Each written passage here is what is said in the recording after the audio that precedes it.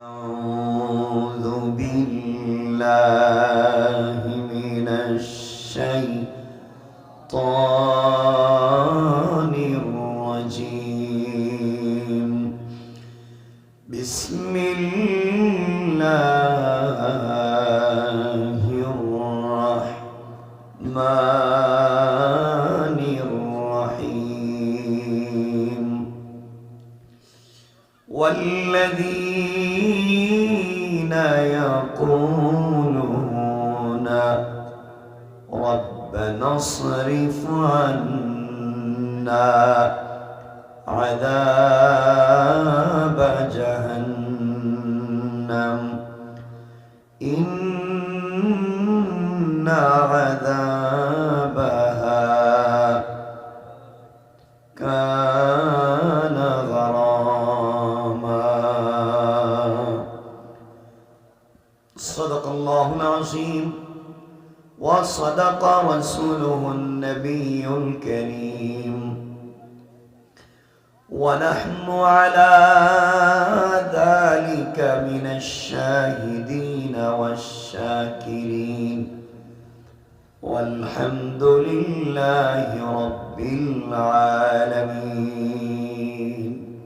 এই দুনিয়ার জমিনে আল্লাহ রাব্বুল ইজ্জত ওয়াল জালাল আখিরি জামানার পয়গম্বর সরকারে কায়নাত দো জাহানের সরদার নবী রহমত জনাবে মুহাম্মদুর রাসূলুল্লাহ সাল্লাল্লাহু আলাইহি ওয়াসাল্লামকে আল্লাহ তাআলা জানিয়ে দিয়েছেন, বন্ধু আমার, দুনিয়ার জমিনে যারা আমি আল্লাহর গোলাম দাবি করবে, আশিক রাসূল দাবি করবে, আমি আল্লাহর গোলাম নিজেকে মনে করবে, আল্লাহর গোলামের গুণ কি, কোয়ালিটি কি, কন্ডিশন কি, আমার আল্লাহ কোরআনে কারীমের 19 নম্বর পারা 25 নম্বর সূরা সূরাল ফুরকানের 63 নম্বর আয়াত থেকে আমার আল্লাহ এক এক করে বর্ণনা করলেন। আমার আল্লাহ বললেন, ওয়া ইবাদুর রাহমানিল্লাযীনা ইয়ামশুনা আলাল আরদি হাওনা। আল্লাহ রাব্বুল ইজ্জত ওয়াল জালাল বলছেন, মুসলমানেরা, এই দুনিয়ার জমিনে যারা আমি আল্লাহর গোলাম দাবি করবে, আশিক রাসূল দাবি করবে, আল্লাহর গোলাম যারা নিজেকে মনে করবে, আল্লাহর গোলামের এক নম্বর গুণ হলো আমার গোলাম দুনিয়ার জমিনে চলার পথে কোনোদিন অহংকার করতে পারে না। কি করতে পারে না? সবাই বলেন, আমরা করিনি? না না, আমরা তো মোটামুটি ফেরেশতা পর্যায়ে পৌঁছে গেছি। এটি কয় না, কয় অহংকার করা যাবে না। এই এলাকায় আল্লাহ যাদেরকে টাকার মালিক বানিয়েছেন, মিল ফ্যাক্টরির মালিক বানিয়েছেন, শিল্পের মালিক বানিয়েছেন, গাড়ির মালিক, বাড়ির মালিক বানিয়েছেন, সম্পদের মালিক বানিয়েছেন, আপনি যদি দুনিয়ার জমিনে চলার প্রতি সম্পদের কারণে অহংকার করে বসেন, আমার আল্লাহ চাইলে 10 তলা থেকে থাবড়াইয়া গাছতলায় নামাইয়া দিতে আমার আল্লাহ 1 মিনিটও দেরি হবে না। কোন ঠিক কিনা? আর আপনি যদি অহংকার ছেড়ে দিতে পারেন, নিজেকে মাটির সঙ্গে মিশায়া দিতে পারেন, সাধারণ মানুষের কাতারে চলে যেতে পারে, আমার আল্লাহ চাইলে গাছতলা থেকে, বাঁশতলা থেকে কান ধরে 10 তলার মালিক বানাইয়া দিতে আমার আল্লাহ 1 মুহূর্ত দেরি হবে না। কোন ঠিক কিনা? এজন্য আল্লাহর গোলাম দাবি করলে অহংকার করা যাবে না। আমরা তো করি না, মোটামুটি দেখবেন করিনি। দেখবেন এলাকায় বেচারার আগে পয়সা পাতি ছিল না, 20-30-40 বছর আগে গরিব মানুষ ছিল, এখন পয়সা মালিক হয়েছে, গাড়ি বাড়ি বানাইছে, নতুন পয়সার মালিক। দেখবেন নতুন পয়সার গরমে এখন এলাকার সাধারণ পাবলিকেও ঠিক মতো চিনে না, এমন লোক নাই।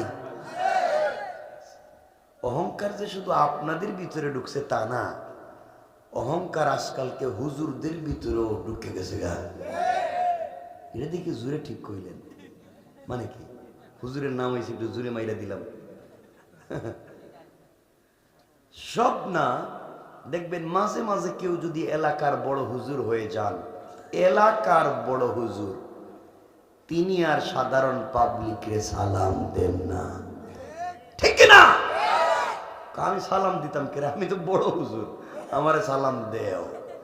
বড় হুজুরে সালাম দিলে জবাবও ঠিক মতো দেয় না।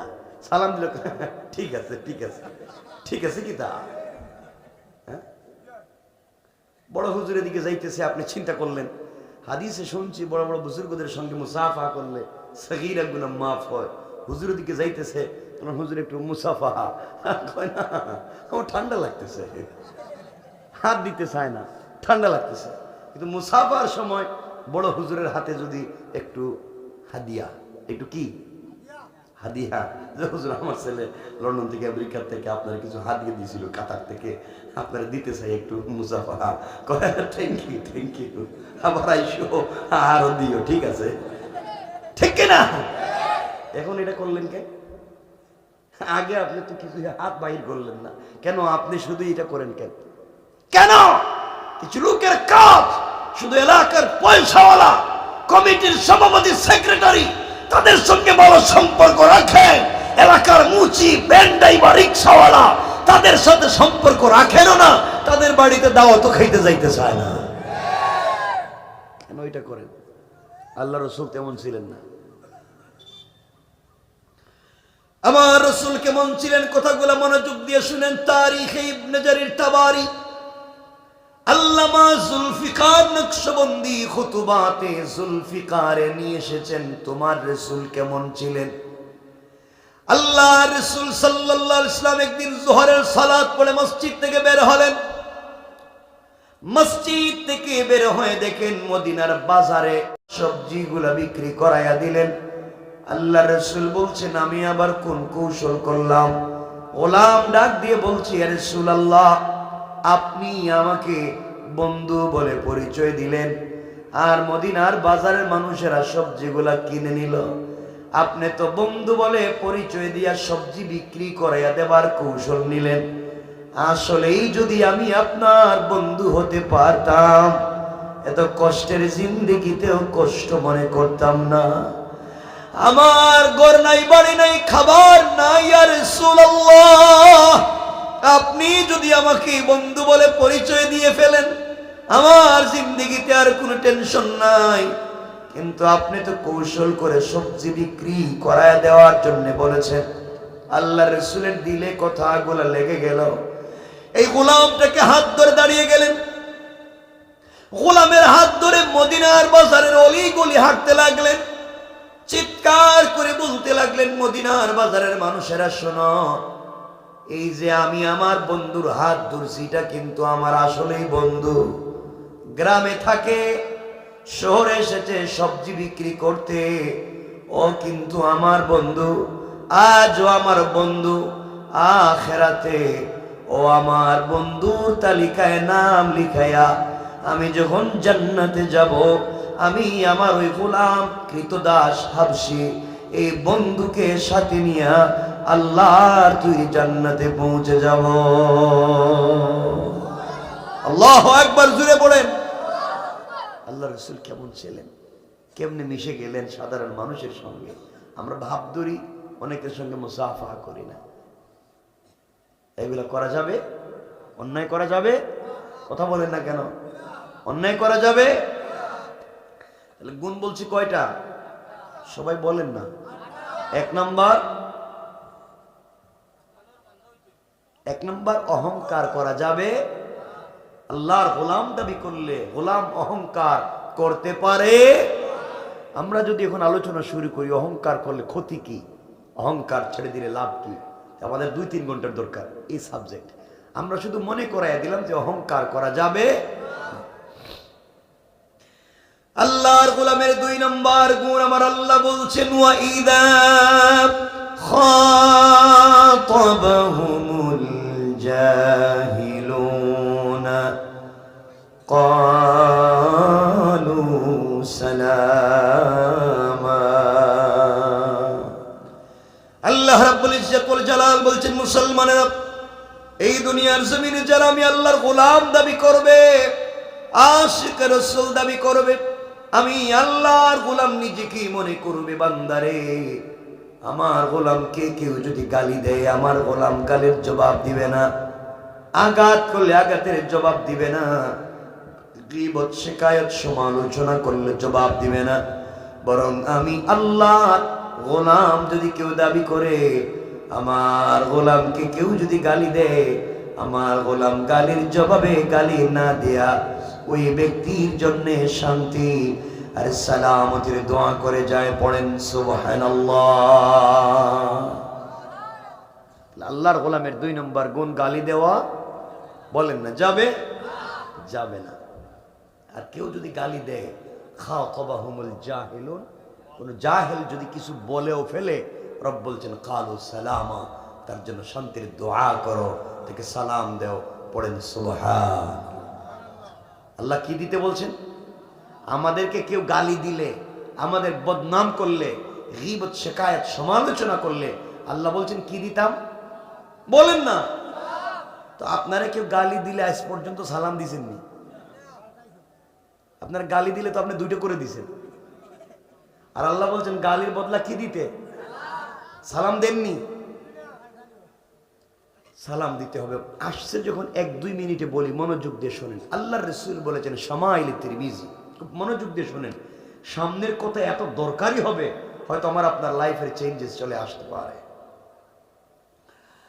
শামাইল তিরমিজিতে আল্লাহর রাসূল বলেছেন, যে এলাকায়, যে মহল্লায়, যে গ্রামে, যে বাড়িতে সালামের প্রচলন আছে, ছোটরা বড়দেরকে সালাম দেয়, বড়রা ছোটদেরকে সালাম দেয়, অর্থাৎ দেখলেই একজন আরেকজনকে সালাম দেয়, সালাম সালাম।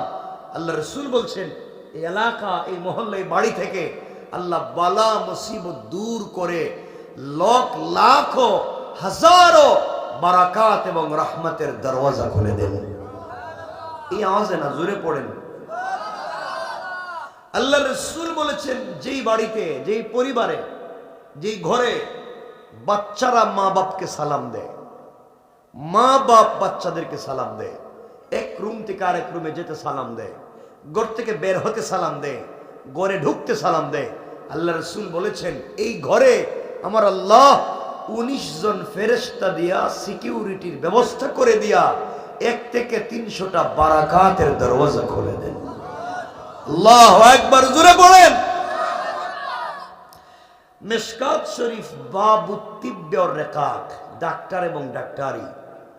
আল্লাহ রাসূল বলেছেন, আম্মা জান আয়েশার বর্ণনা, আল্লাহ রাসূল বলেছেন যেই পরিবারে স্বামী স্ত্রীকে, স্ত্রী স্বামীকে আওয়াজ করে মুহাব্বতে দিল খুলে মুচকি হাসি দিয়া একে অপরকে সালাম দেয়, স্বামী স্ত্রী একজন আরেকজনকে, আল্লাহ রাসূল বলেছেন এই স্বামী স্ত্রীর হার্ট, কিডনি, লাংস এবং লিভারে যদি কোনো রোগ থেকে থাকে, আল্লাহ সালামের বরকতে তা থেকেও তাদেরকে মুক্ত করে দিবেন।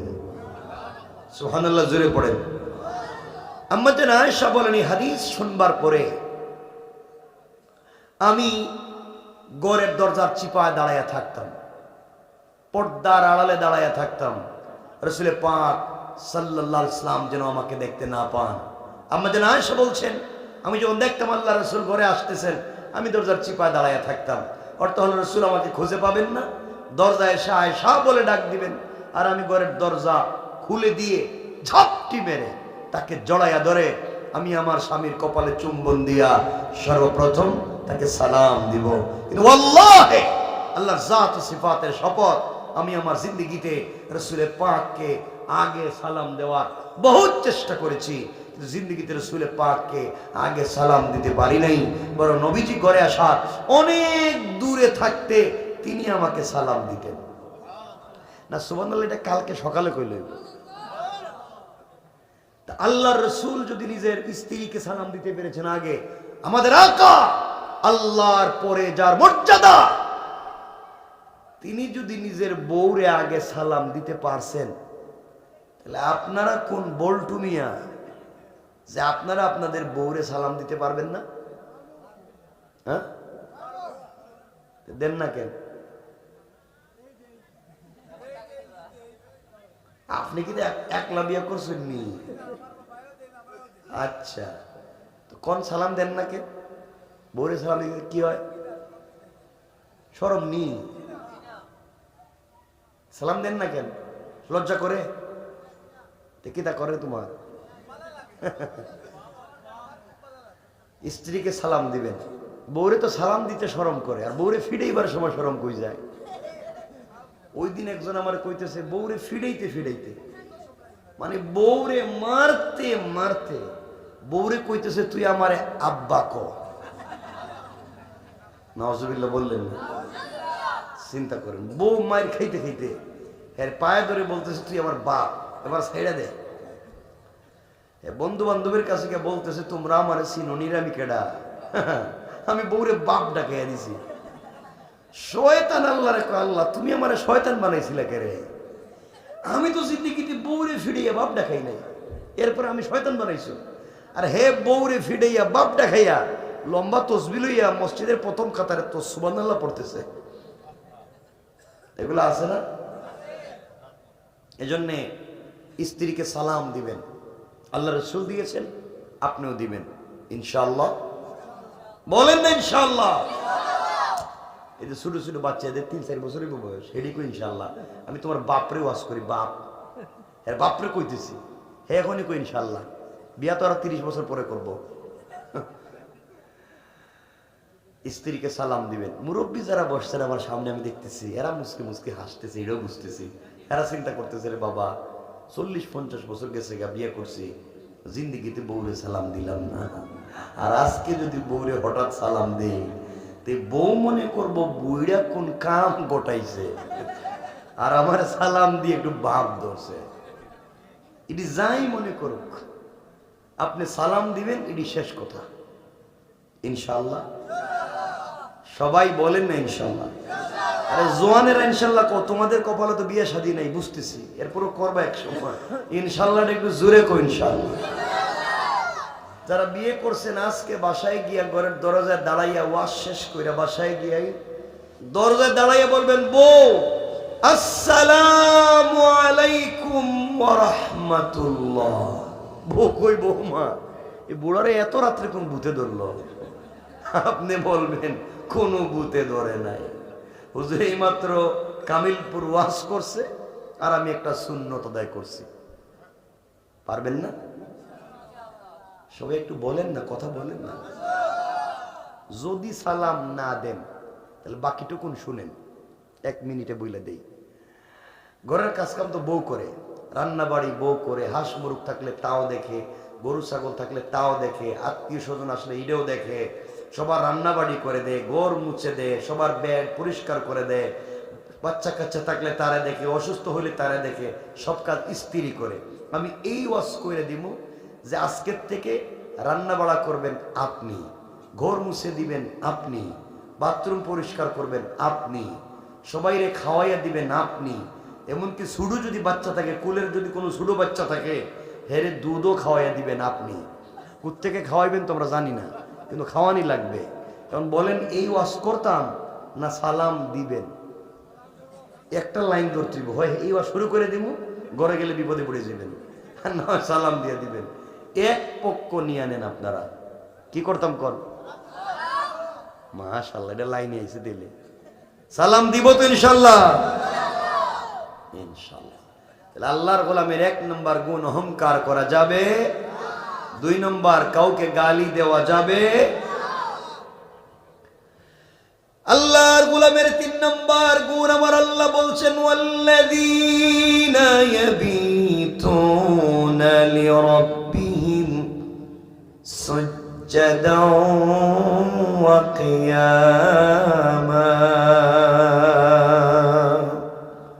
আল্লাহ রাব্বুল ইজ্জত ওয়াল জালাল বলেছেন মুসলমানেরা এই দুনিয়ার জমিনে যারা আমি আল্লাহর গোলাম দাবি করবে, আশিক রাসূল দাবি করবে, আমি আল্লাহর গোলাম নিজেকে মনে করবে, বান্দারে আল্লাহর গোলামের 3 নম্বর গুণ হলো আমার গোলাম বিপদে পড়ে গেলে দাঁড়াবে আমার জন্য, রুকু করবে আমার জন্য, সিজদা করবে আমার জন্য, সুজদা ওয়া কিয়ামা, বান্দার সিজদা আমার জন্য, বান্দার দাঁড়ানো আমার জন্য।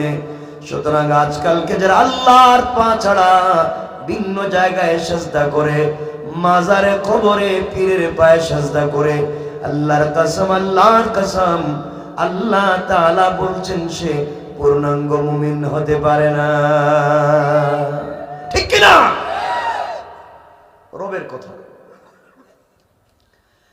আল্লাহর গোলামের 4 নাম্বার গুণ আমার আল্লাহ বলছেন, ওয়াল্লাযীনা ইয়াকুলুনা রব্বানা সরিফ আন্না আযাব জাহান্নাম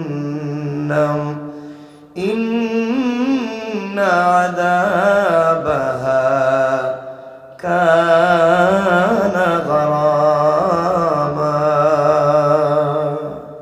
আল্লাহ রাব্বুল ইজ্জত ওয়াল জালাল বলছেন, গোলাম সাকারাত শুরু হয়ে যাওয়ার আগে, গরগরা শুরু হয়ে যাওয়ার আগে, কবরে চলে যাওয়ার আগে, মালাকুল মউত আজরাইল পৌঁছে যাওয়ার আগে, সাদা কাপড়ে প্যাকেটিং হয়ে যাওয়ার আগে, আমার যেই গোলাম গোটা জিন্দেগির অপরাধের জন্য আমার কাছে তওবা করবে, আল্লাহ তাআলা অন্য জায়গায় বলছেন, ইন্নাল্লাহা ইউহিব্বুত তাওয়াবিনা ওয়া ইউহিব্বুল মুতাতাহহিরিন। আল্লাহ বলতেন যে একদল মানুষকে তিনি পছন্দ করেন। 1 নম্বর হলো যারা তওবা করে পবিত্র হয়ে যায়। আল্লাহ তাআলা বুঝাতে চাইলেন সাকারাতের আগে, কবরে চলে যাওয়ার আগে যে গোলাম গোটা জিন্দেগির অপরাধের জন্য আল্লাহর কাছে তওবা করে পবিত্র হয়ে যায়, আল্লাহ তাআলা বলছেন, গোলাম রে, তোমার পুরা জিন্দেগির অপরাধগুলোকে ক্ষমা করে দেয়া, জান্নাতি বলে ফয়সালা করে দিতে আমার আল্লাহ 1 মুহূর্ত দেরি হবে না। পড়েন সুবহানাল্লাহ। তাহলে আমরা সম্পর্ক কার সাথে করব? সবাই বলে নাকি দুনিয়া কার সাথে সম্পর্ক করো? মিথ্যা কথা কোন কেন? সব জায়গায় মিথ্যা কথা চলে না, মাত্র বেশি হয়েছে কিছু কইতেছি না, মিথ্যা কথা বলা যাবে না। সম্পর্ক কার সাথে করেন বুঝি না আমি। আজকালকে প্রেম ভালোবাসাতে ভরে গেছে এলাকা, ঠিক না? এগুলো হারাম। জওয়ান, তুমি যাকে পছন্দ করো, তুমি যাকে দিল থেকে ভালোবাসো, যে যাকে কালকে যদি তোমার থেকে বেটার কোনো অপশন সে খুঁজে পায়, তোমাকে ভুলে যেতে 1 সেকেন্ডও লাগবে না, ঠিক না? যে কোনো সময় তোমাকে ভুলে যাবে। এই জন্য আল্লাহকে আসতে সম্পর্ক কার সাথে? আল্লাহর সাথে যদি কারো সম্পর্ক হয়ে যায়, আল্লাহর সাথে যদি কারো মুহাব্বত হয়ে যায়, আল্লাহ বলছেন আমার বান্দা দুনিয়ায় কোনো জিনিস চাইলেও রব তাকে সেই জিনিস পৌঁছে দিতে পারে। সুবহানাল্লাহ বলেন। সম্পর্ক কার সাথে করব? খুব মনোযোগ দিয়ে শুনবেন, এই কথাটা আপনাদেরকে বোঝাতে চাই, খুব মনোযোগ দিয়ে শুনবেন। সম্পর্ক রবের সঙ্গে হয়ে গেলে আমাদের কি হতে পারে। আশরাফ আলী থানভী রহমতুল্লাহ আলাইহি উনার মালফুজাতে, আল্লামা জুলফিকার নকশবন্দি উনার খুতুবাতে হযরত ফাতেমা রাদিয়াল্লাহু তাআলা আনহার জিন্দেগি থেকে ছোট্ট একটা ঘটনা নিয়ে এসেছেন।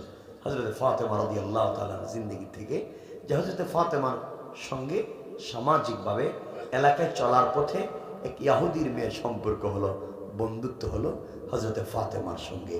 কিন্তু ফাতেমার অরিজিনাল সম্পর্ক কার সাথে?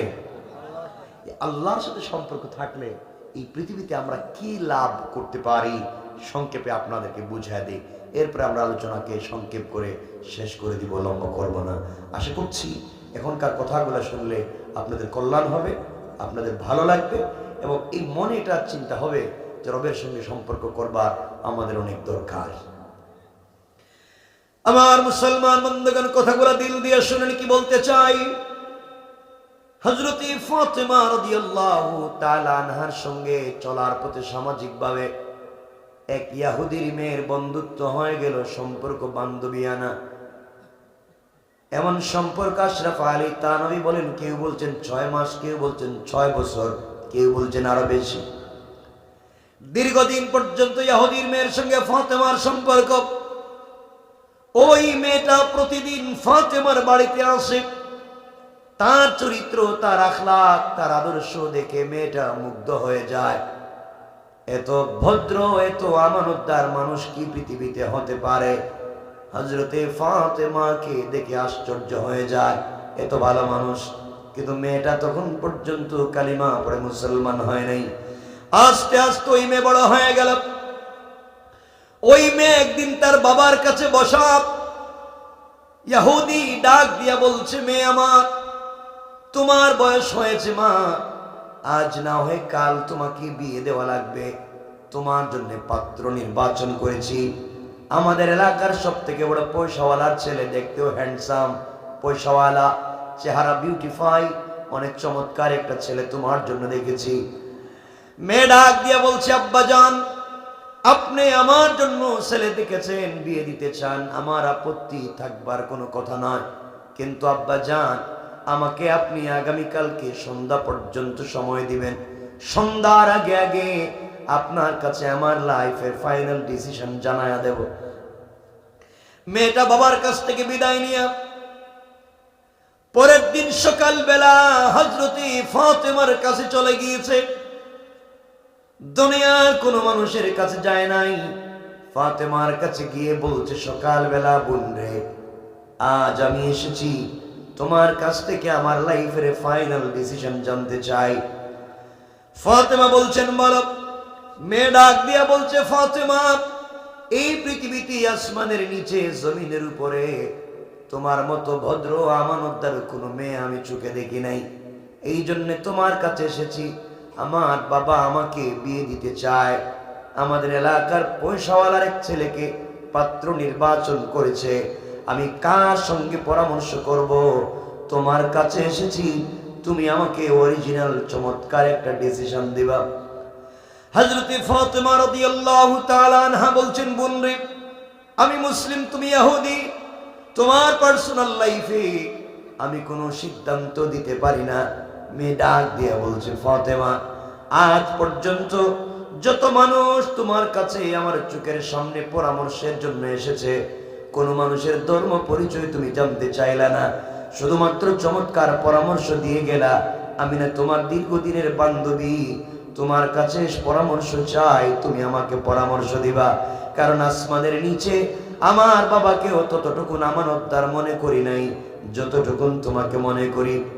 হযরতে ফাতেমা ডাক দিয়ে বলছেন, বোন রে, পৃথিবীর কোনো বাবা চায় না তার মেয়েটা স্বামীর বাড়িতে কষ্টে থাকুক। পৃথিবীর সকল বাবারাই চায় তার মেয়েটা স্বামীর বাড়িতে সুখে থাকুক, ভালো থাকুক। আমার মন বলছে তোমার বাবা তোমার জন্য যেই ছেলে ঠিক করেছে, বিয়েতে রাজি হয়ে যাও। মেয়েটা মুস্কি হাসি দিয়ে বলছে, ফাতেমা, তুমি বলেছো বিয়েতে রাজি হয়ে যেতে, এই জন্যে আমি রাজি হয়ে যেতে পারি, কিন্তু আমার একটা শর্ত আছে। ফাতেমা বললেন, বোন রে, বিয়েতে তোমার আবার শর্ত কি? মেয়ে ফাতেমাকে জড়াইয়া ডাক দিয়া বলছে, বোন রে, আমার শর্ত হলো তুমি যদি আমার বিয়েতে যাও, আমার পাশে বসে আমার মাথায় হাত রেখে আমার জন্য কল্যাণ কামনা করো। কারণ বোন রে, আমি বিয়ে করব আর আমার বান্ধবী আসমানের নিচে সব থেকে ভদ্র আমানতদার মেয়ে, তাকে আমি কাছে বসাতে পারলাম না, তার কাছ থেকে কল্যাণ নিতে পারলাম না। আমার মতো হতভাগা পৃথিবীতে আর হতে পারে না। আমার শর্ত হলো তুমি যদি আমার বিয়েতে যাও, আমার পাশে বসে আমার জন্য দোয়া কল্যাণ কামনা করো, তাইলেই শুধু রাজি। ফাতেমা ডাক দিয়ে বলছেন, বোন শোন, তুমি ইহুদি, আমি মুসলিম, আমি যদি তোমার বিয়েতে তোমাদের বাড়িতে যাই, তাহলে আমার বাবাকে মানুষ টিটকারি করবে, গালি দিবে, সমালোচনা করবে, হাসাহাসি করবে। এই জন্যে আমি তোমার বাড়িতে যেতে পারবো না। এবার মেয়ে দাঁড়িয়ে গিয়েছে, ডাক দিয়ে বলছে, ফাতেমা, আমি তোমাকে কতটুকুন ভালোবাসি তুমি জানো না। তোমাকে আমি ফাইনাল কথা জানাইয়া দিলাম, তুমি যদি আমার বিয়েতে যেতে না চাও, দুইটা পথ খোলা আছে। হয়তো তোমার সামনে আমি সুসাইড করব, তোমার সামনে আত্মহত্যা করব, না হয় বাড়িতে চলে যাব, মৃত্যু পর্যন্ত কোনো ছেলেকে স্পর্শ করব না, বিয়ে করব না। ফাতেমা মেয়ের কথা শুনে আবেগী হয়ে গেলেন। এক পর্যায়ে বলে ফেললেন, বোন রে, ইনশাআল্লাহ যাও, আমি তোমার বিয়েতে যাব। মেয়ে খুশি হয়ে গিয়েছে, বাবার কাছে গিয়ে বলছে, আব্বাজান আপনি আমার জন্য যে ছেলে ঠিক করেছেন বাবা, ছেলে লম্বা না খাটো, দেখতে সুন্দর নাকি কালো, সম্পদ আছে কি নাই তা আপনার কাছ থেকে জানতে চাই না বাবা, আপনি ছেলে ঠিক করেছেন, ওই বিয়েতে আমি রাজি। ইহুদি ডাক দিয়ে বলছে, মেয়ে তুমি রাজি হয়েছো, আমি খুশি হয়ে গিয়েছি। মেয়ে ডাক দিয়ে বলছে, আব্বাজান আমি এমনি এমনি রাজি হই নাই, আমার একটা শর্ত আছে। হযরতে মেয়েটা তার বাপকে বলবার পরে বাবা ডাক দিয়ে বলছে, শর্ত কি? মেয়ে ডাক দিয়া বলছে, আব্বাজান আমার শর্ত হলো, আমার বান্ধবী মুহাম্মদ ইবনে আব্দুল্লাহর মেয়ে ফাতেমাকে আমার বিয়েতে আমার বাড়িতে ইনভাইট করেছি, ও কিন্তু আসবে, এই শর্তে আমি বিয়েতে রাজি। ইহুদি কথাটা শুনে যেন তার পায়ের রক্ত মাথায় উঠে গিয়েছে, চিৎকার করে বলছে, মেয়ে মুহাম্মদ আমার জাত শত্রু, আমাদের ধর্মের বিরুদ্ধে চলে গিয়েছে, তাকে তার মেয়েকে আমার বাড়িতে ইনভাইট করলে আমার মান সম্মান থাকবে না, ইজ্জত থাকবে না, প্রয়োজন বোধে তোমাকে মেরে ফেলতে পারি, প্রয়োজন বোধে পুরা জিন্দেগি তোমাকে বিয়ে দিব না, এরপরেও ফাতেমাকে বাড়িতে আসতে দেব না। এবার মেয়ে দাঁড়িয়ে গিয়েছে, ডাক দিয়ে বলছে, আব্বাজান এই পৃথিবীতে কোনোদিন আপনার সামনে দাঁড়িয়ে কোনো কথা বলি নাই, আজ আপনাকে বলতে চাই বাবা, আমার বিয়েতে ফাতেমাকে আসতে যদি বাধা দেন, দুনিয়া ধ্বংস হয়ে যেতে পারে, দুনিয়া ধ্বংস হয়ে যেতে পারে বাবা। ফাতেমাকে কাছে না বসাইয়া এই পৃথিবীর কোন ছেলের কাছে আমাকে বিয়ে দিতে পারবেন না। আল্লাহু আকবার। এই আওয়াজে না জোরে বলেন। দুই তিনজনে কইছেন, আমি কি শেষ করে দেব? আমি কি সংক্ষেপ করব? এটা বলতে পারেন না কেন? ঘুম লাগছে? শীতে ধরছে? একটু হাত দেখান, এবার দেখান তো কার কার ঘুমাইছে দেখি। হিড়িকি দেখি, হাত উড়ে দিয়ে ঘুমাই দিই। এখনো ঘুমাইতেছ? উল্টা দেখি সবাই নামান, সবাই নামায় ফেলাইছে, আপনি ঘুমাইছেন নাকি? নামাইতাম নি। আমার মুসলমান বন্ধুগণ, কথাগুলা দিল দিয়ে শুনে নেবার কি বলতে চাই। ইহুদি চিন্তায় পড়ে গিয়েছে, আমার একটা মাত্র মেয়ে, এভাবে যদি জিদ ধরে বিয়ে দিব কেমনে? ইহুদি কৌশল শুরু করেছে। এবার ডাক দিয়ে বলছে, মেরে তুমি ফাতেমাকে বাড়িতে আনতে চাও, আমার আপত্তি নাই, কৌশল করে বলে, কিন্তু মারে তোমার বিয়েতে আমি যাদেরকে ইনভাইট করব সবাই পয়সাওয়ালার ছেলে মেয়ে, দামি দামি কাপড় পরবে, দামি দামি অর্নামেন্ট জুয়েলারি গিফট নিয়ে আসবে, আর ফাতেমা মুহাম্মদ ইবনে আব্দুল্লাহর মেয়ে, গরিবের মেয়ে, যার ঘরে তিন বেলার এক বেলার খাবার থাকে না, সে যদি আমাদের বাড়িতে সেরা পুরাতন কাপড় পরে আসে, আমাদের সোসাইটির সঙ্গে যাবে না, সামাজিকতার সঙ্গে যাবে না, ইজ্জত থাকবে না। সুতরাং ফাতেমা যদি এই বাড়িতে আসতে হয়, তাকে জানাইয়া দিবা সে যেন একটা নতুন পোশাক পরে আসে। এর অর্থ হলো ফাতেমা পোশাকও পাবে না, এই বাড়িতে আসতেও পারবে। আমার আল্লাহ কোরআনে কারিমে বলছেন, ইন্না কাইদাশ শাইতানি কানা যায়ীফা। আল্লাহ রব্বুল ইজ্জত ওয়াল জালাল বলছেন, কাফেরেরা, জালেমেরা যত কৌশল করে না কেন, আল্লাহর কাছে তো সবার কৌশল মশা মাছির ঘরের চাইতে, জালের চাইতে আরো বেশি দুর্বল। কোন ঠিক কিনা? মেয়েটা দৌড়াইয়া ফাতেমার কাছে এসেছে, ডাক দিয়ে বলছে, বোন রে তুমি আমার বিয়েতে যাও, আমার বাবা চায় না। তোমার নাম শুনবার পরে গালাগালি শুরু করেছে তোমাকে, তোমার বাবাকে। আমার বাবা কোনোভাবে মেনে নিতে চায় না। বোন এক শর্তে রাজি হয়েছে, শর্ত হলো তুমি যদি আমার বিয়েতে যাওয়ার সময় একটা নতুন পোশাক পরে যাও, নতুন পোশাক পরে সামাজিকতা মেনটেন করে যাও। ফাতেমা চোখের পানি ছেড়ে দিলেন, ডাক দিয়ে বললেন, বোন রে আমি এমন বাবার ঘরে জন্ম নিয়েছি, যার ঘরে মাসের পর মাস চলে যায়, যার ঘরের চুলে আগুন জ্বলে না, আমরা খেজুর পানি খেয়ে দিন কাটাইয়া দেই। নতুন পোশাক পাওয়া দূরের কথা, পুরাতন পোশাকও তো ঠিক মতো পাই না। কিন্তু আমার কোনো অভিযোগ নাই, আমার কোনো অনুযোগ নাই, আমার মনে কোনো ব্যথা নাই, কারণ বাবা আমাকে আল্লাহর সঙ্গে পরিচয় করাইয়া দিয়েছে। আমি এইভাবে কষ্ট করে দুনিয়া কাটাইয়া দিতে চাই। আল্লাহর সঙ্গে সম্পর্ক করেছি, রবের সঙ্গে সম্পর্ক রাখতে চাই। দুনিয়ায় যদি আল্লাহ তাআলা আরো কষ্ট দিয়ে, না খাইয়ে, না ঘর দিয়ে খুশি হয়ে যায়, আখিরাতে আমি আমার আল্লাহকে 1 মিনিটের জন্য হারাতে চাই না। বোন রে, আমি নতুন কাপড় পাবো না, তোমার বিয়েতেও যেতে পারবো না। এবার ইহুদির মেয়ে ফাতেমার হাত ধরে ডাক দিয়া বলছে, বোন রে, তোমার কাছে আমি জানতে চাই, তুমি আমাকে অনেকবার বলেছো, অনেক দিন বলেছো বোন, তুমি আমাকে বলেছো এই দুনিয়ায় তোমার একজনের সঙ্গে সম্পর্ক, একজনকে দিল থেকে, কলিজার থেকে ভালোবাসো। তুমি আমাকে বলেছো বোন রে, তুমি আমাকে বলেছো সৃষ্টিকর্তার সঙ্গে তোমার ভালো সম্পর্ক। তুমি আমাকে বলেছো তুমি আল্লাহকে পাওয়ার জন্য সারাদিন রোজা রাখো, সারা রাত দাঁড়াইয়া দাঁড়াইয়া নামাজ পড়ো। তুমি আমাকে বলেছো তোমার আল্লাহর সঙ্গে এত সম্পর্ক, তুমি যখন নামাজের সিজদায় পড়ে কান্না করে ডাক দেও, তুমি আমাকে বলেছো তোমার রব তোমার সকল কথার জবাব দেয়। তুমি আমাকে বলেছো তুমি যখন নামাজে সূরা ফাতিহা তেলাওয়াত করো, রব তোমার প্রত্যেকটা কথার জবাব দেয়। ফাতেমা, তুমি আমাকে বলেছো সে তোমাকে ভালোবাসে, তুমিও তাকে ভালোবাসো, জীবন যৌবন দিয়া তাকে বেঁধে যাও। ফাতেমা, তুমি আমাকে আরো বলেছো আল্লাহর অনেক ক্ষমতা, আসমান জমিন তিনি তৈরি করেছেন, তিনি চাইলে মুহূর্তের ভিতরেই দিনকে রাত, রাতকে দিন বানাতে পারেন, গরিবকে ধনী, ধনীকে গরিব বানাতে পারেন।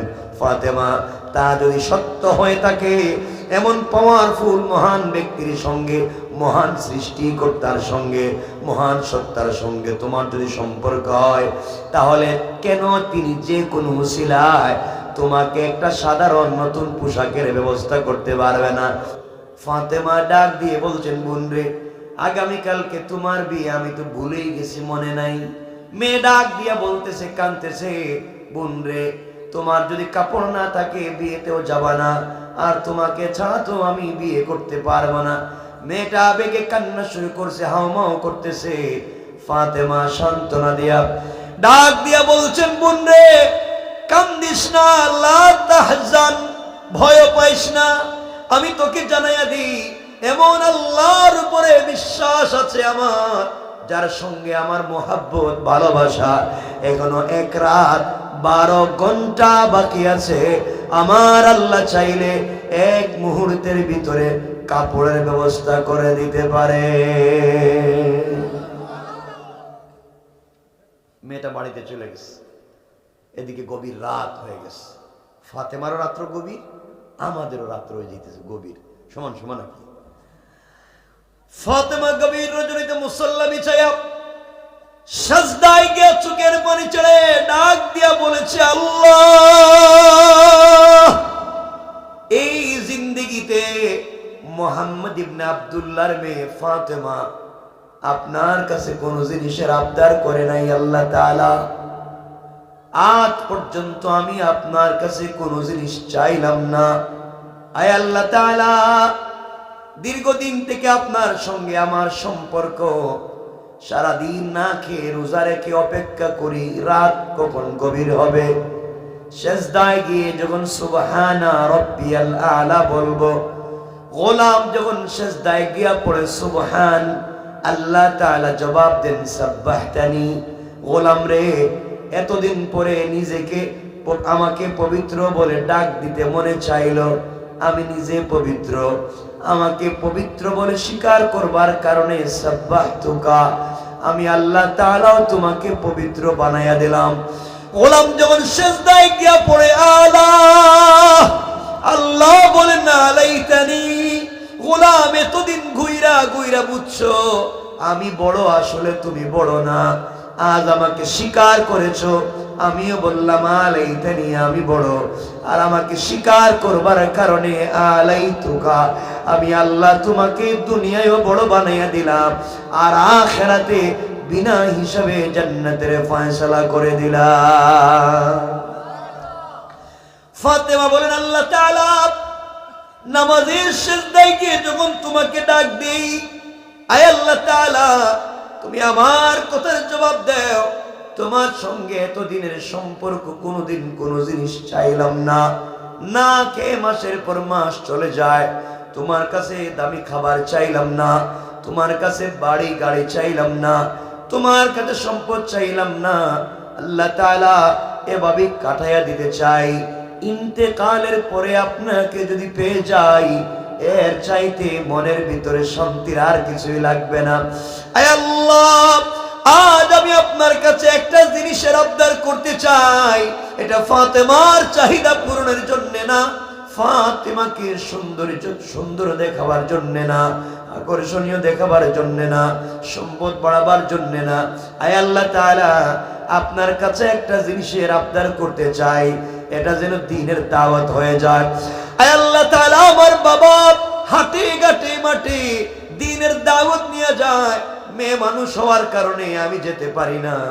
আয় আল্লাহ, আজকে তুমি এমন একটা কাপড়ের ব্যবস্থা করে দিবা, যে কাপড় পরে এমন একটা, যে কোনো ওসিলায় একটা কাপড়ের ব্যবস্থা করে দাও, যে কাপড় পরে ইহুদির মেয়ের বিয়ে বাড়িতে যেতে চাই, এটা যেন দ্বীনের দাওয়াত হয়ে যায়। আল্লাহ তাআলা, ওই কাপড় পরে ইহুদির মেয়ের বিয়ে বাড়িতে আমি যখন যাব, এই বাড়ির সকল মহিলারা যেন কাপড়ের দিকে তাকাইয়া কালিমা পড়ে মুসলমান হয়ে যায়।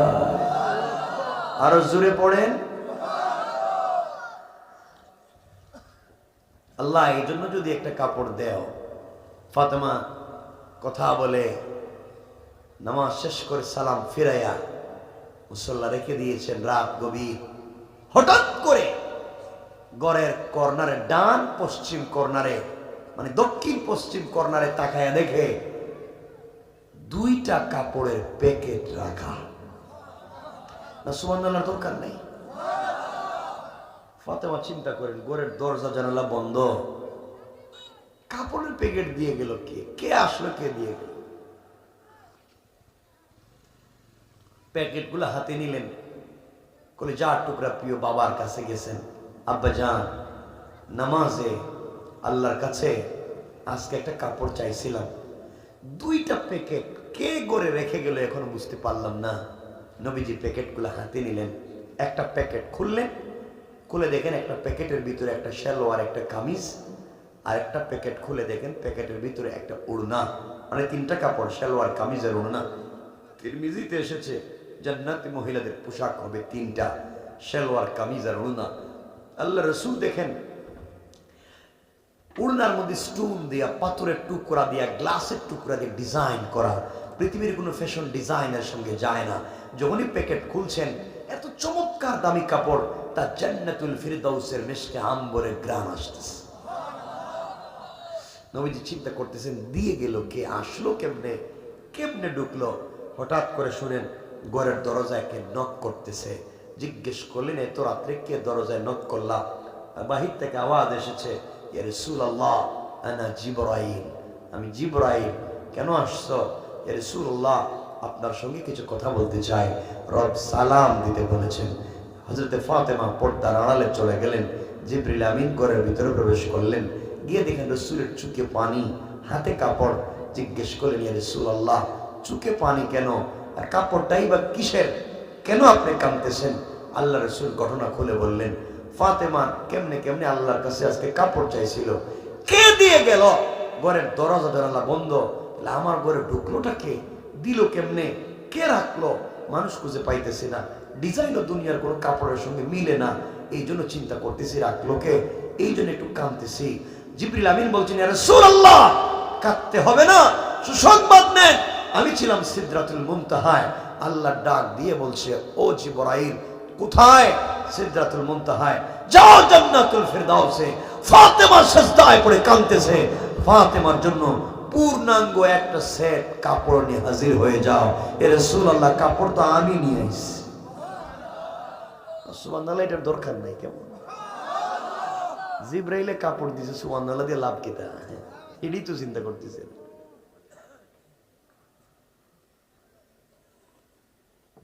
লম্বা কথা, রাসূল পাক ইসলাম কাঁদলেন। মা মরা মেয়ে আল্লাহর সাথে কি সম্পর্ক করছে, আল্লাহর সাথে কেমনে কেমনে তো ভালোবাসা তৈরি করলো।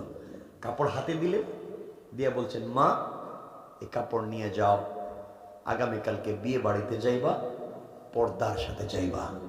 কিভাবে? তো ফাতেমা কি পর্দা করবে না? না করবে না? বললেন কেন? লম্বা আলোচনা এখানে। উম্মতকে কি শিক্ষা দিতে চাইলেন এই কথা দিয়া লম্বা আলোচনা। কারণ নারীরা যেদিন নতুন পোশাক পরে ওই দিন কিন্তু পর্দা করে না। এটাই এটাই ন্যাচারাল, এটাই ন্যাচারাল কাজ। দেখবেন মহিলারা যেদিন কনভেনশন সেন্টারে যায়, পার্টিতে যায়, গায়ে হলুদে যায়, এদিন পুরান কাপড় পরেন, নতুন পর্দা করে। আল্লাহ রাসূল বলছেন নতুন কাপড় পরছো, পর্দা করে যায়। কারণ মহিলারা নতুন পোশাক পরলে পর্দা করে না, তখন পর্দা করা ফরজ। পর্দা করা। আর আজকালকে পর্দা করবো কেমনে? মহিলারা তো পর্দা করবে না, কারণ ঘরের ভিতরে তো দিন নেই, দিন আসেনি। আজকালকে কি এই 40 বছরের ভিতরে কি আপনাদের এই বড়লেখা এলাকার থেকে কোনো শাহজালাল বাইর হয়েছে? আব্দুল কাদের জিলানী, মঈনুদ্দিন চিশতি, জুনাইদ বাগদাদি? কেন এমন সন্তানের জন্ম হয় না কেন? কেন আজকালকে আমাদের মায়েদের ঘর থেকে ভালো ভালো সন্তান জন্ম নেয় না? আজকাল শাহজালাল, শাহপরান আমাদের মায়েদের ঘর থেকে জন্ম নেয় না।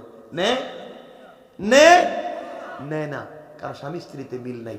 একই করে স্বামী স্ত্রী থাকে, একই বিছানায় ঘুমায়, একই বেডে স্বামী স্ত্রী ঘুমায়।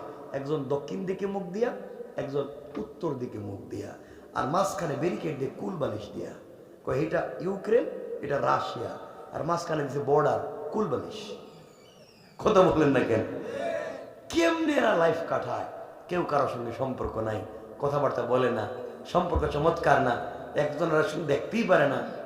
স্বামী স্ত্রী এমন অবস্থায় পৌঁছে গেছে আজকালকে একজন আরেকজনের সহ্যই করতে পারে না। ঠিক কি? আপনারা কি বিপদে আছেন নাকি? আবার কই জিনা গেলেও ঠিক, এখন কই জিনা। আজকালকে পরিবার এত খারাপ হয়েছে, স্বামী স্ত্রীতে মিল নাই। আমরা যদি চাই যে আমাদের ঘর থেকে ফাতেমার মতো মেয়ের জন্ম হোক, তাহলে স্বামী স্ত্রীকে রাসূল পাক আর খাদিজার মতো হওয়া লাগবে। আমরা যদি চাই আমাদের ঘর থেকে হযরতে হাসান হুসাইনের মতো সন্তানদের জন্ম হোক, স্বামী স্ত্রীকে হযরতে আলী, হযরতে ফাতেমার মতো হওয়া লাগবে। ঠিক কি না? আজকালকে দুইটা নাই। আমাদের মায়েদের ঘর থেকে এমন সন্তান জন্ম নেয়, এমন বল্টু জন্ম হয়। দেখেন এই রাস্তা দিয়ে হাঁটতেছে বাপ আর ছেলে, এই যে ঠান্ডা, কিছু দূর যাওয়ার পরে ছেলেকে, আব্বা কি হয়েছে? আমার তো বহুত ঠান্ডা লাগতেছে। কি করতাম? তোমার কাছে বিড়ি আছে নি? বিড়ি থাকলে দ, আমি তোমার অর্ধেক খাইয়া দিতেছি। দুজন বিড়ি ধরাইয়া, গান লাগাইয়া, লঙ্গি উল্টাইয়া হাঁটতেছে, মনে হয় দুই দুলো বাই যেতেছে। ঠিক না? খারাপ হয়ে গেছে সমাজ, দিন নাই, পরিবারে ইসলাম চর্চা নাই, এই জন্য এই অবস্থা। এই জন্য মাঝে মাঝে পরিবারকে সময় দিবেন, দিবেন না ইনশাল্লাহ? কেমনে দিবেন? মাঝে মাঝে ঘরে গেলে বউরে নিজের হাতে খাওয়াইয়া দিয়ে, মহব্বত করে ভালোবেসে মাঝে মাঝে বউরে খাওয়াইয়া দিয়ে। হ্যাঁ না, আর কিছু কইতো না, কারণ এরা তো বউরে খাওয়াইতে পারবে না। কারণ বউ তো আপনার হাতের খাবার খাইতো না। মনে করবো বিষ খাওয়াইতেছে, মনে হয় আরেক বিয়ে করতো। আপনারা তো এমন বানায় রাখছেন, মাঝে মাঝে স্ত্রীর মহব্বত করে খাওয়াইয়েন।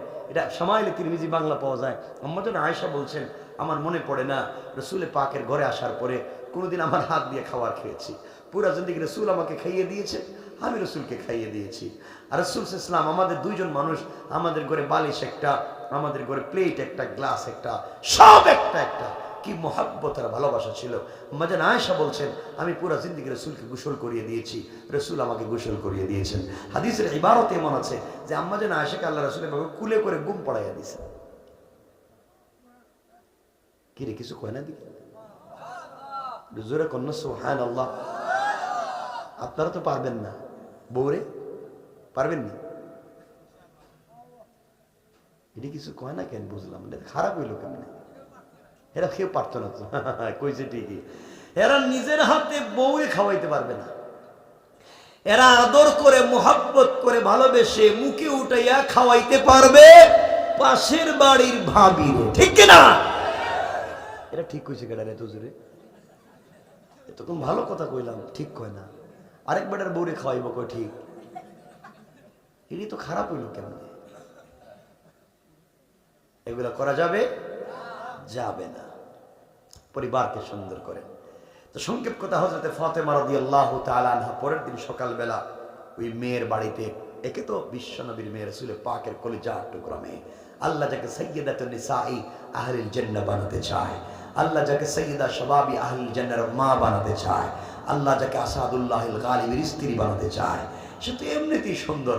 তার উপরে পড়ছে জান্নাতি কাপড়, নূরুন আলা নূর।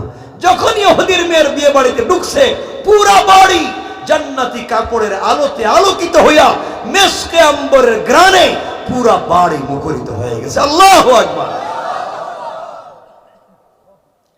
যেই মেয়ের বিয়ে হওয়ার কথা আজকে, এই মেয়ে ফাতেমার কাপড় দেইকা দিছে দৌড় বাপের কাছে, কাকা আব্বা তুমি কইছিলা গরিবের মেয়ে আসতে পারবে না, এমন কাপড় পরছে, তুমি আমারে যেটা দিছো এটা দিয়ে তো ফাতেমার জুতাও মুছা যাবে না। সুতরাং পরিষ্কার কথা, গরিবের মেয়ের কাপড়ের মতো যদি কাপড় আমারে না দেও তাহলে আজকে বিয়া করতাম না। লাগছে নি পেস? হ্যাঁ, ভয়ঙ্কর পেস লেগে গেছে। এই বাড়িতে যত মহিলারও জমা হয়েছে, সবাই তো ভাব ধরছিল ধনির বউ ফাতেমার কাপড়ের দিকে তাকাইয়া সবাই জিগায়, ফাতেমা এত দামি কাপড় কই পাইছো? ফাতেমা বলেন, কই পাইবো আবার, কিনে আনছি। কোন মার্কেট থেকে কিনছো এত দামি কাপড়? ফাতেমা বলছেন, আমি যে মার্কেটে যাই, যেই মার্কেট থেকে কিনি, তোদের বাপ দাদা 14 গোষ্ঠী এই মার্কেটে যাওয়ার ক্ষমতা নাই। বাপরে বাপ, মহিলাদের জিদ কম না বেশি? এতে তো রাগ উঠে গেছে গা। গরিবের মেয়ে কি থ্রেট দিয়ে দেখছো নি? কোন মার্কেট থেকে কিনছো? আমরা তো বড়লেখার সব মার্কেট চিনি, মৌলিবাজারেরটাও চিনি, এমনকি মার্কেটের সিপা গল্লিও হেরা চিনি। কোন জায়গায় ফুচকা পাওয়া যায়, কোন জায়গায় ছটপটি পাওয়া যায়, এটা তো জানে। ম্যানেজারের মোবাইল নাম্বারও আছে সাথে। কথা কন না কেন? আছে না নাই? এই তো এরা মনে করতেছে আমরা সব মার্কেট চিনি। ফাতেমা আবার কি কোন মার্কেটের কথা বলে? ফাতেমা বলছেন, দেখো আমি যে মার্কেট থেকে কিনছি, এই মার্কেটে তোমরা যাইতে পারবা না, তোমাদের যাওয়ার সাহস নাই। ফাতেমা বলছেন, মহিলারা বলছেন, বলো কোন মার্কেট থেকে কিনছো, আমরা জানতে চাই। ফাতেমা বললেন, শোনো, যে মার্কেট থেকে কাপড় কিনেছি ওই মার্কেটের নাম হলো জান্নাত, আর যে দোকান থেকে কাপড় কিনেছি ওই দোকানের নাম হলো জান্নাতুল ফিরদাউস। মহিলারা চিন্তা করে, মার্কেটের নাম জান্নাত, দোকানের নাম ফিরদাউস, আমাদের মার্কেটের নাম তো বল্টু মিয়ার মার্কেট। এর নাম কই? নামই তো শুনলাম না, কোন জায়গায় এগুলো আছে? আমার বন্ধুগণ, এক পর্যায়ে মহিলারা বলছে, বলো ফাতেমা, এই মার্কেটে যাওয়ার রাস্তাটা কোন দিকে? দরকার হলে কিডনি বিক্রি করুন, দরকার হলে বাপ দাদার সম্পত্তি বিক্রি করুন, এই কাপড় লাগবে। মহিলারা তাদের স্বামীদের কাছে গেছে, তো বিয়ে বাড়িতে সবাই খাইতেছে, স্বামীদেরকে গিয়ে বলছে, বিয়ে বাড়িতে খাবার ফুল স্টপ। গরিবের মেয়ে ফাতেমা যে কাপড় পরছে, এই কাপড় না দিলে আজকে বিয়ের বাড়িতে কেউ খাইতে পারবে না। সবাই যখন ফাতেমাকে ধরলো, তিনি বললেন, শোনো, যে দোকান থেকে কাপড় কিনেছি দোকানের নাম জান্নাতুল ফিরদাউস, যে মার্কেট থেকে কিনছি মার্কেটের নাম জান্নাত, আর ওই মার্কেটে যে রাস্তা দিয়ে গিয়েছি ওই রাস্তা হলো ইহদিনাস সিরাতাল মুস্তাকিম।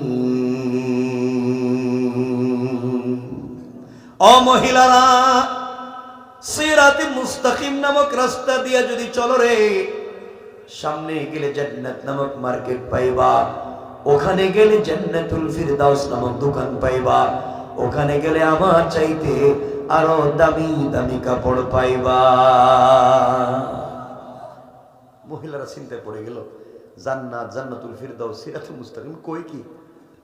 মহিলা ফাতেমাকে সবাই বলছে, বোন বল, এই রাস্তা যাবো যে কোন দিকে যাব, রাস্তাটা কেমনে? ফাতেমা বলছেন, ভিআইপি রাস্তা, সিকিউর রাস্তা, সিকিউরিটি দেওয়া, চাইলে যাওয়া যায় না। এই রাস্তা দিয়ে চলতে গেলে আইডি কার্ড লাগবে আর পরিচয়পত্র লাগবে। আইডি কার্ড ছাড়া যাইতে পারবা না। আইডি কার্ড থাকলে হবে না, আইডি কার্ডে পিন নাম্বার আছে, গোপন যে নাম্বারগুলো থাকে আইডি কার্ডের, এটা মনে রাখা লাগবে। আপনার কাছে একটা এটিএম কার্ড আছে, পিন নাম্বার মনে নাই, কি ব্যাংকের থেকে টাকা তুলতে পারবেন? পারবেন না। ফাতেমা বলছেন আইডি কার্ড থাকলেই হবে না, পিন নাম্বার লাগবে। মহিলারা বলছে ফাতেমা এত দূর কেমনে গেলা? দূর আমি তো গেছি, আর এতক্ষণ যে তোমাদেরকে বলছি কাপড়টা কিনছি, আসলে কিনি নাই। একজনের সাথে আমার প্রেম, একজনের সাথে আমার ভালোবাসা, আমি তাকে ভালোবাসি, সে আমাকে ভালোবাসে, তার কাছে কাপড়ের কথা বলছি, তিনি আমাকে একটা কাপড় দিয়েছেন। সুবহানাল্লাহ বললেন না? মহিলারা চিন্তা করে গরিবের মেয়ে কার সাথে সম্পর্ক করছে, এত দামি কাপড় দিল। আমরাও তো প্রেম ভালোবাসা করি, আমরা যে বল্টুর সাথে প্রেম করছি, হে তো 2 টাকা দিয়ে বাদামও কিনে দেয় না, আর যদি 2 টাকা দিয়ে বাদাম কিনেও দেয়, হে নিজে অর্ধেক খায়া ফেলায়। ফাতেমাকে এত দামি জিনিস দিল, ঘটনা কি? এটা কেমনে কেমনে বলো তো? ফাতেমা আইডি কার্ডটা কোথায় পাওয়া যায়? বাইরে 10:30 11টা। তুমি না বলছিলে 11টা? আমার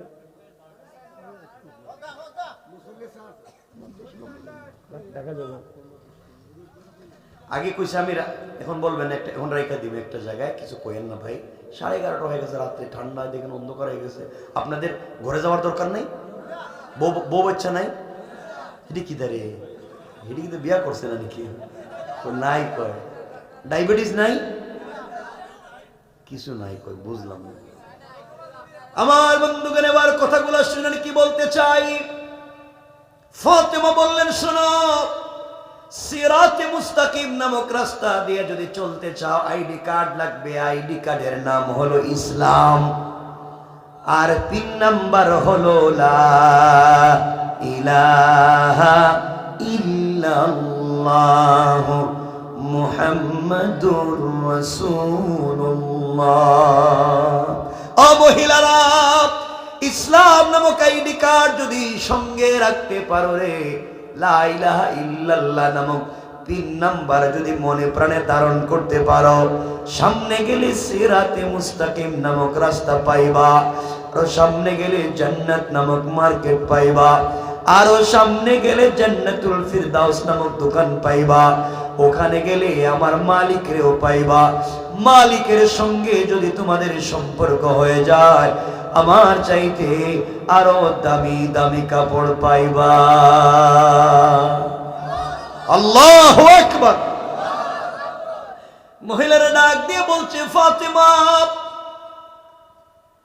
দুনিয়ার সবগুলা সম্পত্তি ছেড়ে দিতে পারি, তুমি গরিবের মেয়ে হয়ে যদি এত দূর পর্যন্ত যেতে পারো, এত কিছু জানতে পারো, আমরা কেন পারলাম না? ও ফাতিমা, আমরা ওখানে যেতে চাই, ওই মালিকের সঙ্গে সম্পর্ক করতে চাই। বলো না আইডি কার্ড কোথায় পাওয়া যায়, বলো না পিন নাম্বার কে বিতরণ করে? ফাতেমা ডাক দিয়ে বলছেন বোন রে, তোমরা এবার জায়গা মতো আসছো। এই আইডি কার্ড পৃথিবীর কেউ বিতরণ করে না, এই আইডি কার্ড কারো কাছে পাওয়া যায় না, এটা বিতরণ করেন একমাত্র আমার আব্বা। তোমরা আমার বাপকে দেখতে পারো না, তোদের বাপ দাদা আমার বাপকে দেখতে পারে না, নাম শুনলেই গালি দেয়। আমার বাবা তো অন্যায় কিছু করেন না, আমার বাবা এই সিরাতে মুস্তাকিমে যাওয়ার কথা বলেন, এই আইডি কার্ডের কথা বলেন, এই পিন নাম্বার সবাইকে দিতে চায়, এই জান্নাত নামক মার্কেটে নিয়ে যেতে চায়, জান্নাতুল ফিরদাউস নামক দোকানে নিয়ে যেতে চায়, কিন্তু তোমরা আমার বাপকে দেখতে পারো না।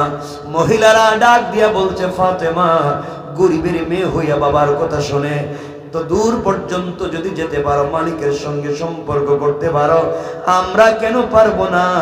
আমরা কেন এভাবে পড়ে থাকবো? আমরাও যেতে চাই। এই বলে একসাথে 350 জন মহিলা অথবা 472 জন মহিলা একসাথে ফাতেমার কাপড়ের দিকে তাকাইয়া কালিমা পড়ে মুসলমান হয়ে যায়। আল্লাহু আকবার। এইবারে সব মহিলারা মুসলমান হয়ে গেছে। যেই মেয়ের আজকে বিয়ে হওয়ার কথা, সেও মুসলমান হয়ে গেছে। লাগছেনি পেস, তার স্বামী মুসলমান হয় নাই, মেয়েটা মুসলমান হয়ে গেছে। এই বাড়িতে যত মহিলারা আসছে সবাই মুসলমান হয়েছে, এদের বাপ দাদা এদের স্বামী মুসলমান হয় নাই। এখন চিন্তা করেন এই বাড়িতে বর্তমানে কি চলতেছে। একদিকে ফাতেমার কি অবস্থা, একদিকে এই মেয়ের সাথে কি ঘটতেছে, একদিকে এই বাড়ির সকল মহিলাদের সঙ্গে কি ঘটতেছে। আসুন, আল্লাহ তাআলা ইব্রাহিম আলাইহিস সালামকে নমরুদের আগুনে একটা কাপড় দিয়েছিলেন, পোশাক দিয়েছিলেন, এটা বর্তমানে কোথায়? আল্লাহ তাআলা ইউসুফ আলাইহিস সালামকে গর্তের ভিতরে, কূপের ভিতরে একটা কাপড় দিয়েছিলেন, এটা কোথায়? ফাতেমাকে আল্লাহ তাআলা একটা কাপড় দিয়েছিলেন, এটা কোথায়? আর ফাতেমা কেমনে কেমনে বাড়ি থেকে নিজের বাড়ি পৌঁছলেন, কে নিয়ে গেলেন, কেমনে ইজ্জত বাঁচালেন, এই বাড়ির পুরুষেরা কি ব্যবহার করলো, মহিলাদের শেষ পর্যন্ত কি হলো, বাড়ির সমস্যার সমাধান কেমনে হলো, সব এখানে রাইখা দিলাম, আর সামনে যেতে চাই না। বুঝতে পারলেন? লম্বা হয়ে যাবে। এখন একটা জায়গায় আসছি, মানে এই বাড়িতে কি ঘটতেছে এটা নর্মাল কথা না। সব পুরুষ অমুসলিম, সব মহিলারা মুসলিম, গেঞ্জাম ছুটো না। যেই মেয়ের বিয়ের আয়োজন, হে মুসলিম, তার স্বামী মুসলিম না, গেঞ্জাম ছুটো না। ফাতেমা কেমনে নিজের বাড়িতে যাবেন, সাধারণ কথা না, বহুত বিষয় আছে, সব এখানে রেখে দিলাম। বুঝতে চাইলাম ফাতেমা যে এত দূর পর্যন্ত সম্পর্ক করতে পারলেন, এত দূর পর্যন্ত যেতে পারলেন, কার সাথে সম্পর্ক করে? জোরে বলেন কার? আল্লাহর সাথে। সুতরাং আমরাও যদি রবের সাথে সম্পর্ক করতে পারি, রবকে কাছে নিয়ে আসতে পারি, রবের কাছে চাইতে পারি, রব আমাদেরকে এইভাবে সম্পৃক্ত করতে পারেন কি পারেন না? কথা বলেন, পারেন কি পারেন না?